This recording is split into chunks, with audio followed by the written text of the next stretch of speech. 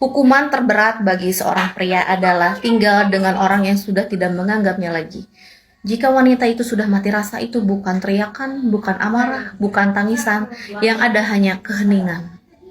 Dia sudah tidak menganggapmu lagi, dia udah nggak peduli lagi, udah nggak berharap lagi. Jadi kalau misalkan istri kamu udah nggak nanya kamu pulang jam berapa, udah nggak perhatian, udah nggak pernah nanya kamu ngobrol sama siapa, kamu kemana, udah nggak peduli lah artinya. Itu jangan seneng guys. Tapi harus ditanya itu hatinya kemana, hatinya udah nggak ada, udah mati, dia berhenti berharap.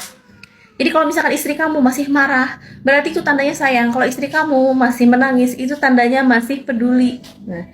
Nah kalau misalkan istri kamu pergi udah nggak peduli, kamu bohong udah bodo amat, bohong juga udah terserah gitu ya, berarti itu hatinya udah nggak ada buat kamu lagi. Itu artinya dia bakalan pergi, mungkin pamit pelan-pelan guys.